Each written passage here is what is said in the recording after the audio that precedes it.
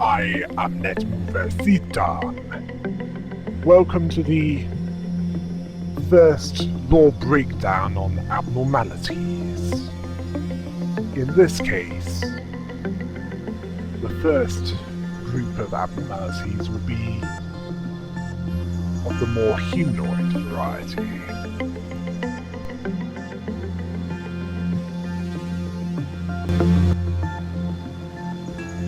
Let us start with the abnormality known as the Scorched Girl. This is a girl with an affinity with fire. An affinity so great that she scorched herself, and yet doesn't suffer any ill effects from her burning. The same can't be said about any employees unfortunate enough to encounter her, as this was a girl that would give the Human Torch a run for his money, if she was capable of flying. The fire she produces is incapable of being extinguished. And they probably tried everything. Fire extinguishers, fire hoses, putting her in with the Snow Queen. They might even have tried extracting all the oxygen out of the room. Nothing worked. This fire comes from a match that has impaled her. Some believe this match to be the abnormality, but the girl has been seen weeping, so it's unlikely, especially considering how some of these abnormalities come into being. In fact, there was one doctor who researched her that had this to say. The charred body signifies the child's shattered hope, while the perpetual fire means her desire for affection. She was always struggling between the two. At least Swan didn't think much of this. Those that work on her can only hope that she doesn't get worse.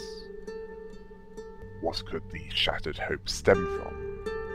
The hope that she'd be accepted, whether that be by family, friends, perhaps those who sought adoption, that wouldn't take her. Well, this shattered hope had incendiary consequences for her exterior. What about the perpetual fire? That which signifies her desire for affection. It would seem to reinforce that she wasn't valued by someone. Although where that giant match came from, that some believed to be the abnormality rather than her, that's less clear. When she breaches a random employee, which can either be an agent or a clerk in the same departments, will be marked with Scorched Girl's match above them. She'll walk to wherever the mark is, until she's either suppressed, or the employee is reached. Then, after 5 seconds, she'll explode like the background of a 1980s action movie, causing a lot of red damage to any nearby. She'll then reappear in her containment units with her quick-off counter resets. Thankfully, she's physically weak and slow as so it shouldn't be too hard to suppress her before this occurs. Also, it's no good killing the Mark's employee. She'll just mark another one. If you're looking for cheerful stories, best look elsewhere, because the next one will involve the old lady. This old lady, she just wants to read you a story. Well, read a story to any that would enter her chamber. A story that can vary from visit to visit. She believes that her visitor is a child. She doesn't stop telling stories until the listener leaves. I'm guessing that those that visit her decide to humour her, seeing as her senses have been declining in her old age, and that there are consequences for not attending to her often enough. Basically, she doesn't want to be alone, because when she feels too alone, her solitude fills her containment unit and consumes the next one that enters it, attacking their mind and preventing them from doing anything until they lose their minds, or it passes. It's as if to say, leave me alone too long, I'll make you feel the same way I've been. As in, if I can't be happy, no one else should be either. Could be worse. She could have been a believer in collective guilt, where all within a group are punished for the actions of at least one within them, regardless of the amount of culpability those individuals within that group might have.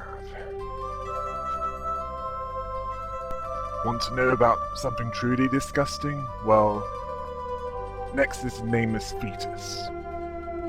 This is something that wouldn't be out of place in a Silent Hill game.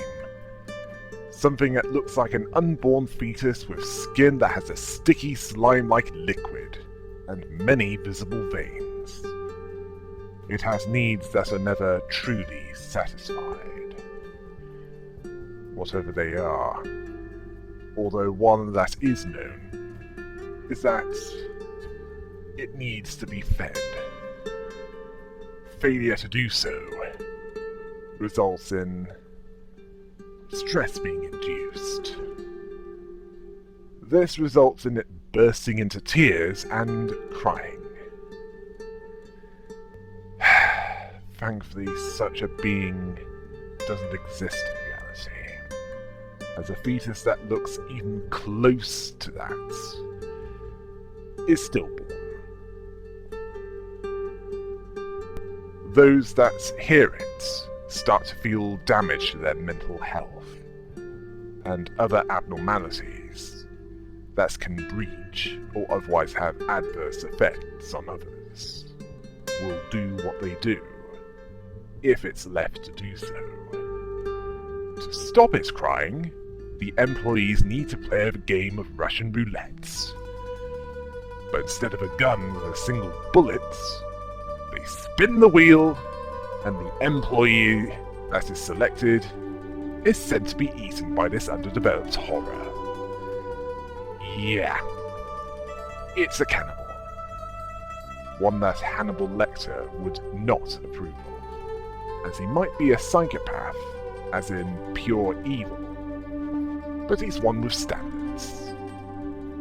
I mean, even he wouldn't eat other humans like they were a small bar of chocolates, as in messily and without any refinements. As for how this is depicted to employees, this is dressed up in a special event, only for employees. It can happen at any time, although why it's held is unknown to them, where they're said that those selected are lucky, where their family would be gifted with unimaginable fortune, where they're promoted to another branch of the company called the Central Headquarter, where no monsters would attack them and no co-worker would die. Sickening. Sounds like the Nazis referring to their genocidal actions as relocating them. Makes it sound so ordinary and mundane. Some employees know better. The money sent to their family is likely to prevent any questions that the company would prefer not be asked, as that which happens within the company is strictly forbidden to the public eye. For good reasons. Good being relative. The employee that is selected must either be one who questions the purpose of the company. Yes, to question is to rebel, isn't it? Has conducted or planned an unauthorized experiment on abnormalities. Fair enough.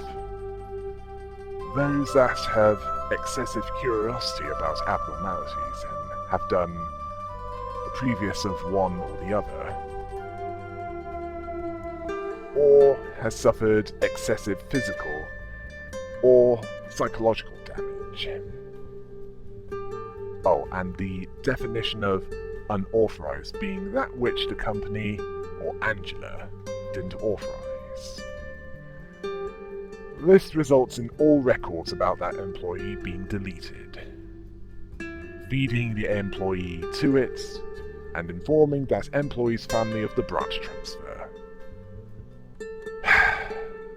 Only just better than the Ministry of... Truth.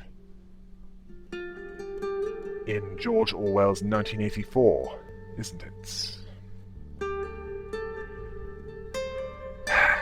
Well, not by much. Yeah, I know. Different morality. Next, it's the wall gazer. A naked woman with long, mournful hair who is always facing the wall. With her hair strategically covering the important bits. She's talking to herself and weeping. She tries to talk, or at the very least get the attention of employees who try to leave her containment units. Looking back is unwise, because if Senpai notices her... I can't believe I put it like that. When she pleads or maliciously whispers at the employee, and especially if she knows that employee's name and calls them by it, she will turn around and scream at the employee, traumatizing them in the process. Traumatizing them enough to make them stare at the wall. Who said take the expression, share the pain literally? Those with a high enough temperance can avoid this, although she'll attack the whole department if her grip-off counter reaches 0. Sounds like a milder version of creepypasta, doesn't it? As for why she weeps, could it be that she's experienced a personal loss and doesn't want sympathy or pity from others, where any attempt to relieve her grief will backfire in a way that could break the minds of others? Oh yes, and the quip-off counter is that counter appears in some of the abnormalities containment units. That indicates when an abnormality is close to breaching. Those that have an X on their counter do not breach. Just thought I'd get that cleared up. Let's move on to someone more sociable, such as the Forsaken Murderer. This cross between Hammerhead and Colossus is a prisoner, or rather he was a prisoner, of a more conventional prison. Although he was forced to put on a straitjacket due to how violent he was. Not that it stops him. No amount of chains and restraints could. He hates everything, and his brain is damaged due to the amount of rage he feels. Well, not all of us are big, green, and have a healing factor. He also uses what is implied to be a level of profanity and insults that would make the Italian-American stereotype that isn't from Nintendo blush. In fact, he'd probably make the Prince of Darkness himself blush. Yeah, and his brain damage was due to substance abuse.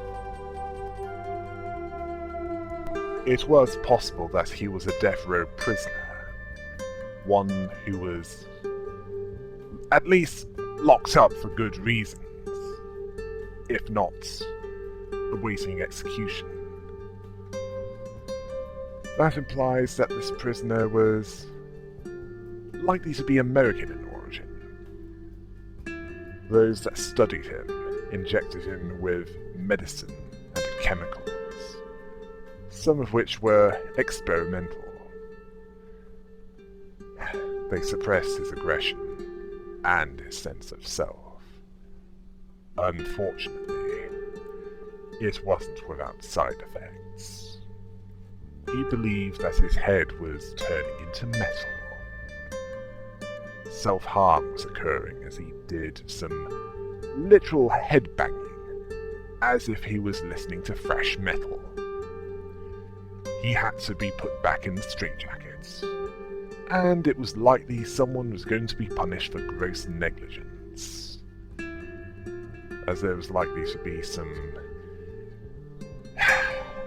collateral damage as a consequence of that. He was literally turning into a metalhead. Those unfortunate enough to be on the receiving end of him would find that out. Okay.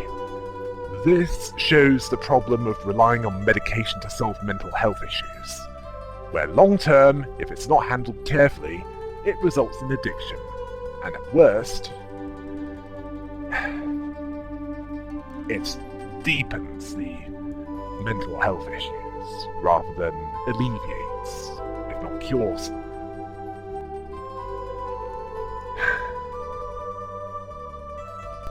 Once breaching, Forsaken Murderer crawls on his knees around the facility, with his metallic hammerhead. He has surprisingly low HP, and the speed he moves allows him to be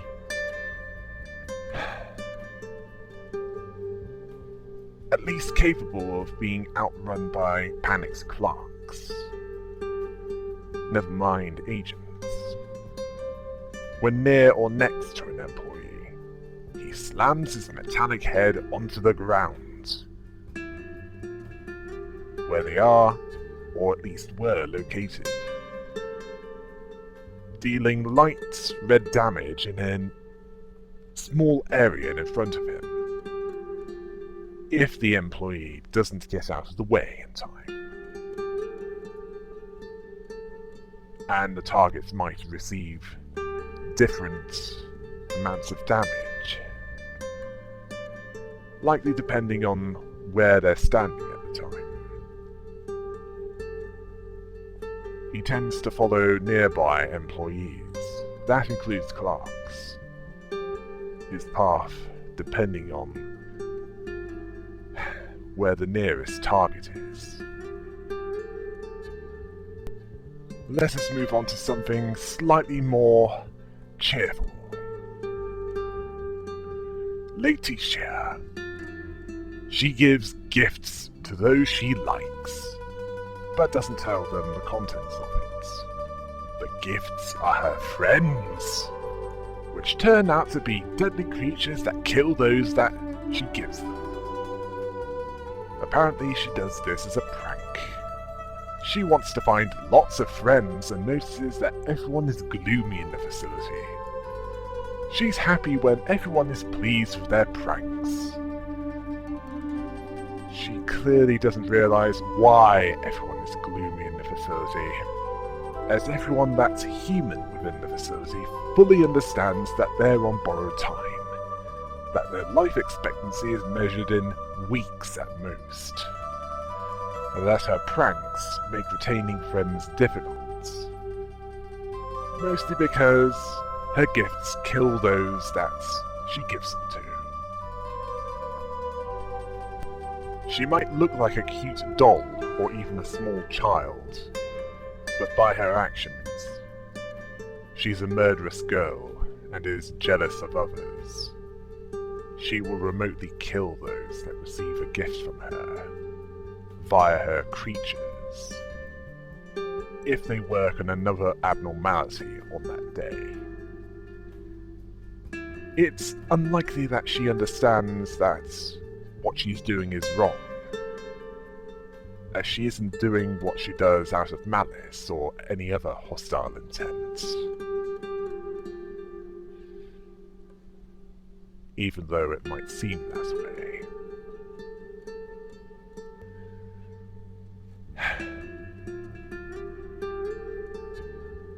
May I remind you that a black and white morality doesn't necessarily apply here. Nor would it be beneficial long term. Next is something more tragic. Dream of a black swan. Large families can be much to provide for. This is more likely in less developed places, where either birth control is not known, not accessible, or discouraged. It can also be cultural, where if you haven't started a family by a certain age, you're considered a failure. In this case, it involves a poor family whose parents were dying, and the eldest child, Elijah, she had the gift of honesty and diligence, which was no help in the short term, but would apparently help long term. Then, the city that they were living in was covered by a dense fog. Suspicious timing, isn't it? It certainly made those within it vomit. Well, some of them anyway, due to nausea. But largely they carried on as normal. Elijah was the only one working, and she had to pay off the debt that she'd inherited from her dead parents, and support her brothers, whose wills had broken after many failures. She had this delusion that by working a little harder, things would work out. That joke was before it was first spoken. Tell that to those stuck in dead-end jobs, or those who work themselves to death at worst. Actually, the worst part of that is, some bosses actually count on that. Even believing that those that don't work harder for less aren't trying hard enough. Send them some toilet paper. I need to wipe the out of their mouths. While some left the city, and others said that the city was... She paid no attention to the doomsayers, even when she experienced nausea and blisters all over her body. Clearly this was around a time when concepts such as working smarter, not harder, would have been considered the words of the insane. At this time, she made clothing out of nettle and gave them to her brothers, which gave them all hope briefly. It didn't last. One day, she bumped into someone, and he couldn't get up. She extended her hand. in order to help him back up, but he slapped it away and got up, but collapsed again. This man was running from something. She wanted to ask what was wrong, but he was ahead of her there. He vomited out a mix of blood and green goo from every visible orifice. This wisely caused her to run, as she heard a loud roaring in the distance. The smoke was causing everyone to either lie down in the smoke, or do what that man did. Then she did the latter, as her brothers appeared to be unchanged, possibly because of some protection that the clothing she made was providing them. Although this resistance isn't perfect, as each of the brothers will change whenever a normal or bad result occurs, along with when 5 or more employees die within the facility, or have a panic attack, or when abnormalities escape 3 times, or if a quick-off meltdown is left unchecked, or a black fixer is left to do its work. Oh, don't worry, I'll cover that last one eventually. When all 5 changed, she breaches, a hybrid of herself and, well, a black swan. Apparently that smoke mutated almost all within that city.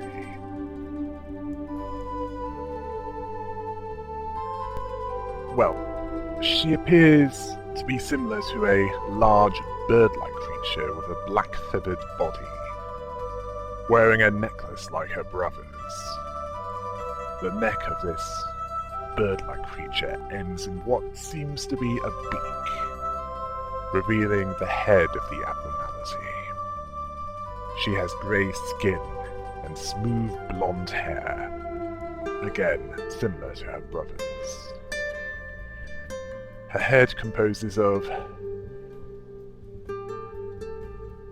2 heads fused together at the eyes, essentially giving her 2 mouths and noses, and 3 eyes. She has feathered arms with grey hands and dark wings, and holds an umbrella with an orange striped handle and black feathers. She has 2 orange striped humanoid legs. The sister has moderately high HP, average movement speed, and roams the facility, smacking other employees with her umbrella, dealing average red damage at close range. She can also open her umbrella and charge forward with it, dealing black damage against any employees that she passes through, and deflecting any type of damage back to the attackers in front of her.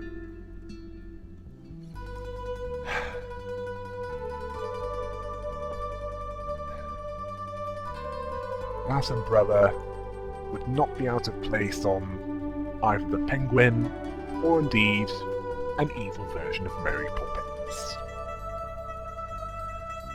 And if she passes near another Abnormalities containment room, and it possesses a quip-off counter, it will drop by 1. If it reaches 0, it will trigger the ability of said abnormality, leading to more breaches or other events. And like with many things in this, the best way of dealing with it is not to let it happen at all. She has a phase too, as after she takes enough damage, the beak will close, and she'll change to be more like a swan.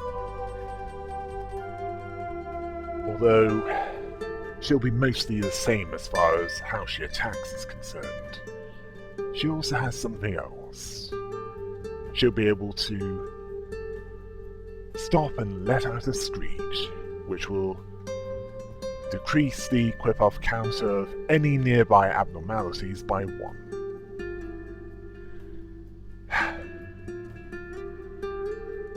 She'll keep wandering around, attacking any that she encounters, affecting the containment units of those that can be affected, until she's either suppressed, everyone is dead, or the day ends.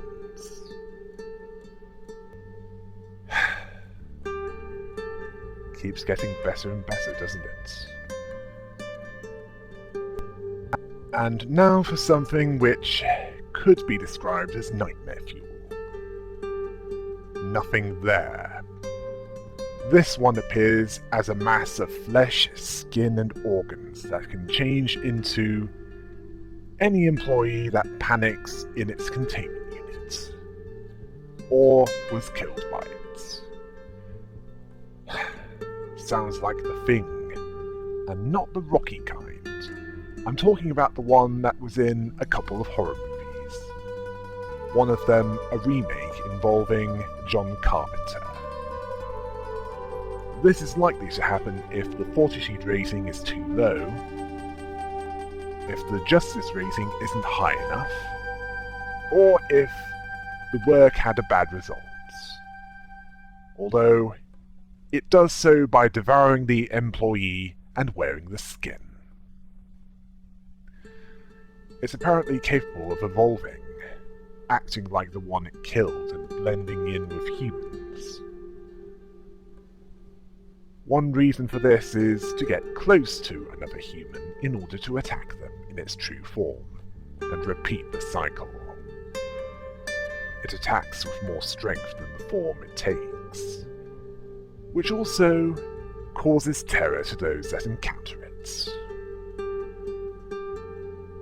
While it is capable of passing for the one it kills, it's not perfect, as the skin cannot look right, and organs stick out of the body. In some regards, it's like a mirror bird, where it copies sounds without knowing what it's copying. In the mirror bird's case, it's done by a male to attract a mate. In Nothing There's case, it's to attract its next victim. At most, it copies the behavior, talking habits, likes and dislikes, all in the attempt to better pass for human. Although one incident resulted in it saying, "Manager, manager." There's a reason for that. This was due to an experiment that involved a rebirth while looking into a test subject's own soul. This resulted in the test subject changing into nothing there. Later, his family was introduced to this abnormality. It devoured them and mimicked them. It wasn't evil, although it wasn't fully in control of itself either. And this was sanctioned by Angela to determine the loss of humanity. Yeah, clearly life is worthless to her.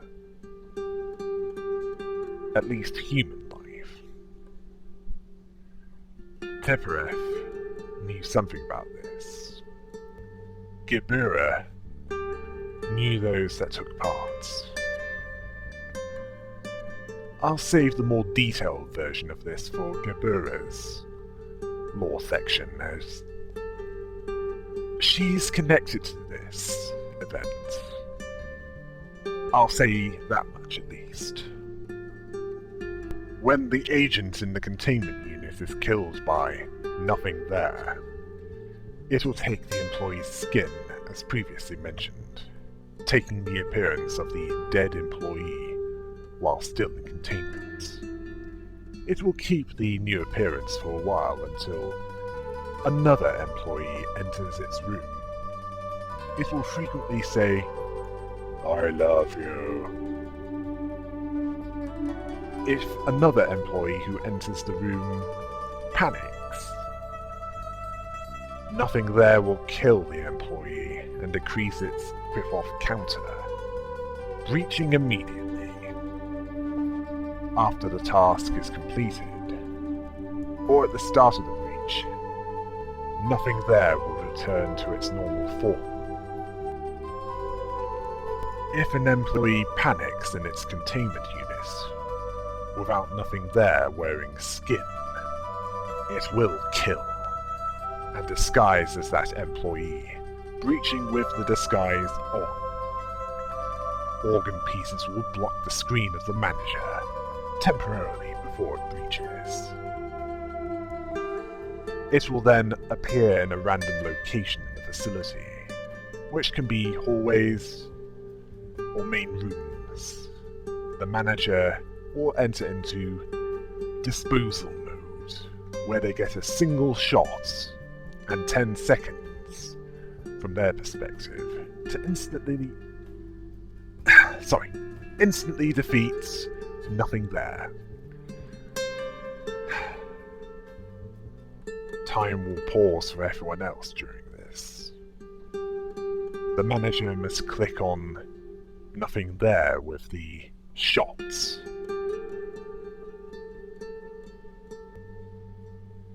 Disguised as that employee to succeed. If successful, nothing there will be returned to its containment units, and reset the whip-off counter and form. If time runs out, or if the correct employee is not shot, nothing there will reveal its normal form and continue with breaching.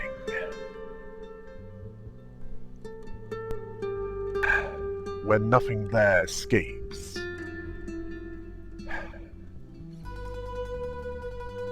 it has high HP and movement speed, so it's one of the more dangerous abnormalities. It can use the claw on its head to deal strong red damage to a nearby employee. After a period of time, it will change from its first form into its second egg-like form, one made of flesh and blue eyes, recovering all of its HP. In this form, it's incapable of attacking or moving, but will increase more of its HP.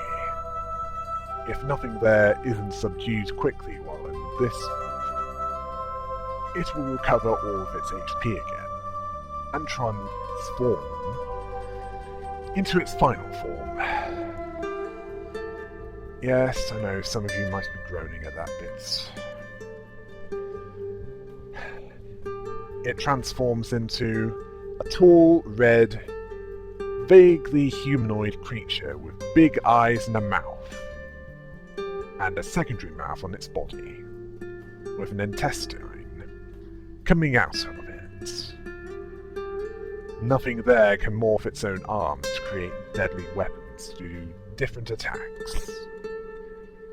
Its basic attack is a mace arm that deals heavy red damage to targets in front of itself in melee range. Yeah, that's right. It bashes them to death.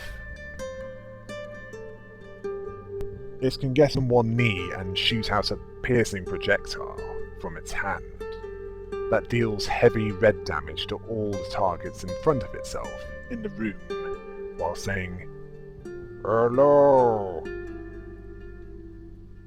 It has an uncommon attack where it morphs its arm into a wide blade, slashing the targets in front of itself in a melee attack, saying, "Goodbye." dealing massive red damage.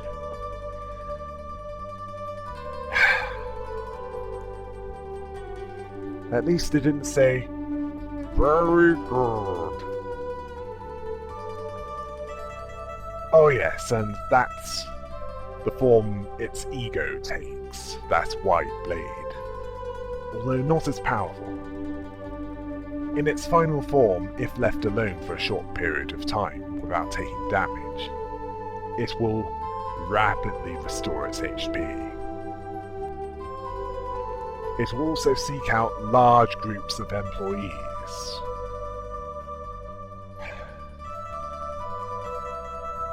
Mostly because it will mean large amounts to kill,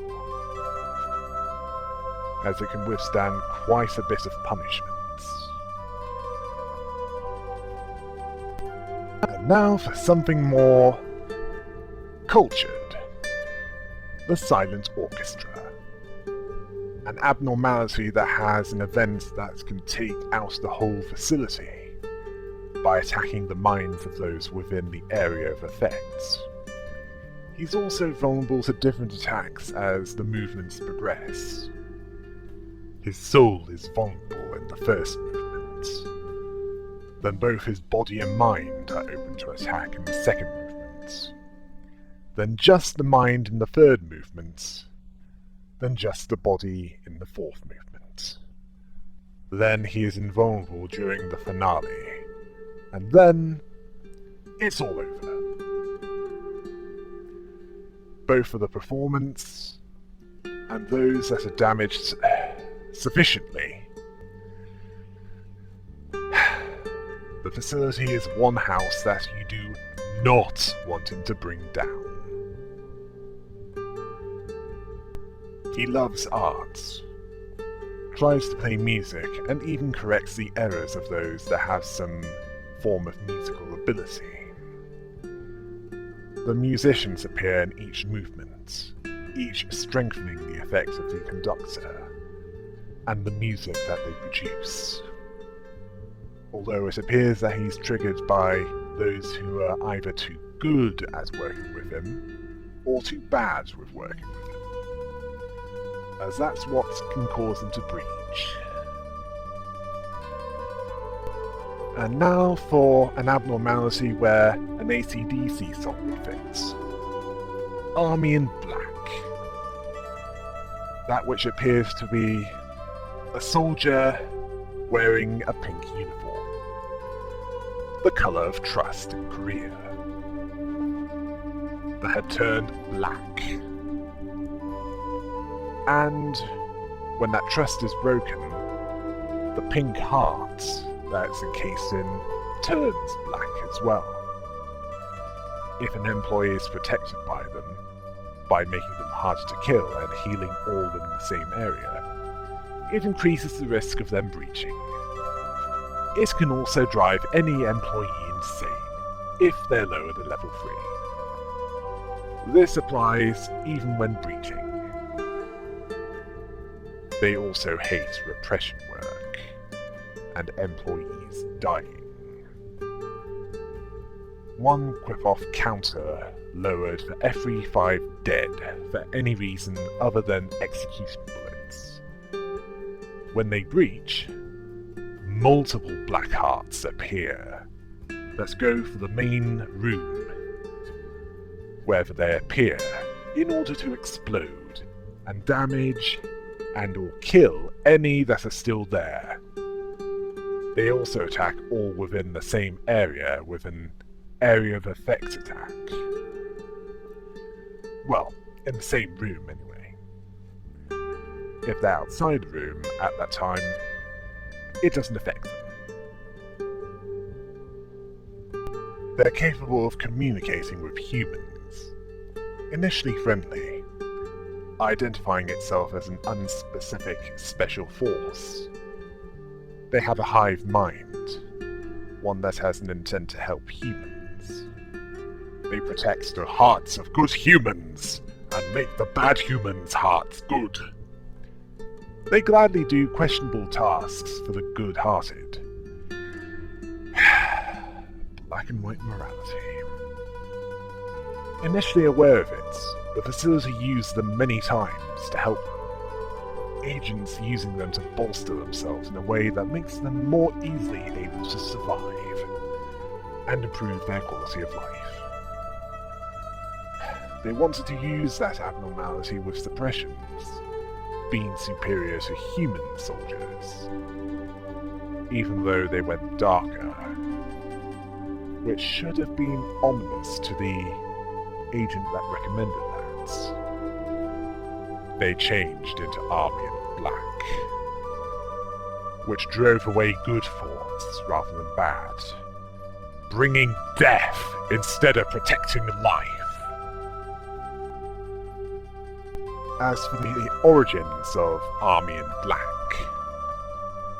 it's implied that they were once conventional soldiers, possibly those that fought in the war that happened in the past. But at some point, they became more than human and developed a hive mind. Well, considering that war can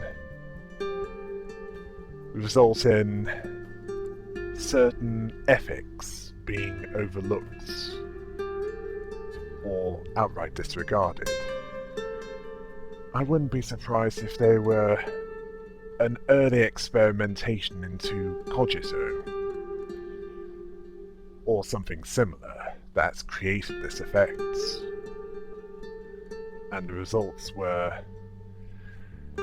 more unstable than they'd probably have liked. If you want to know what's wrong with the Society of Lobotomy Corporation, take a look at Shy Look Today. This one has a chance of success that changes with the temperance of the agent, and whichever of the 5 faces is chosen at the time of working on it. The happier the face, the better the result. A good result grants mental healing.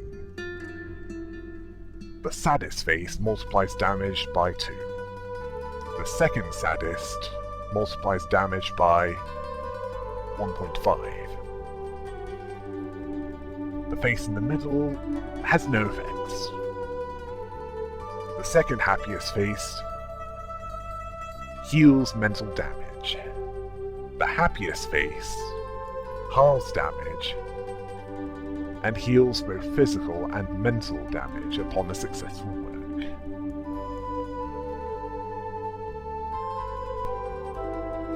What this came from was a female, where one sunny day she was drying laundry.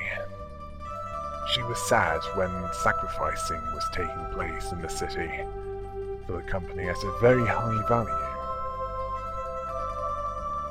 This was a look that was discouraged by the city.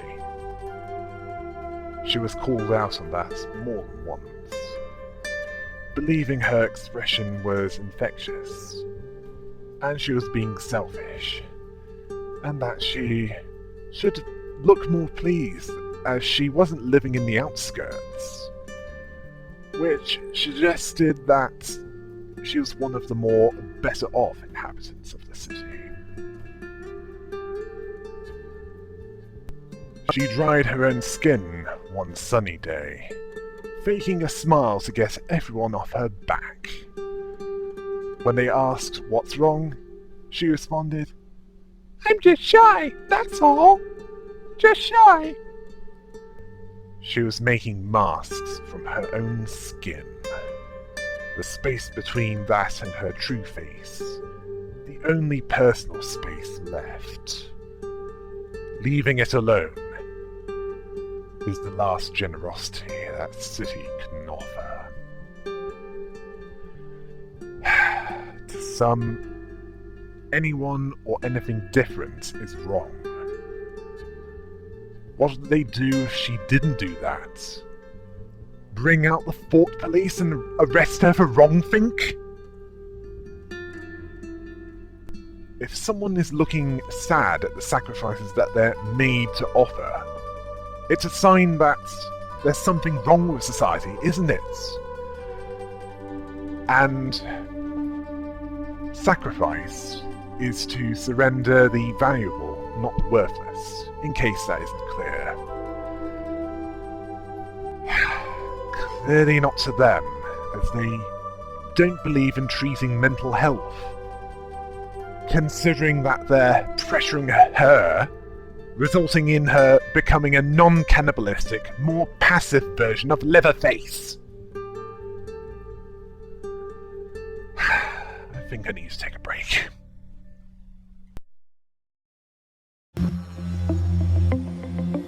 Yes, there was too many abnormalities to fit into one video. But don't worry, I'll cover the rest in part 2. Until next time.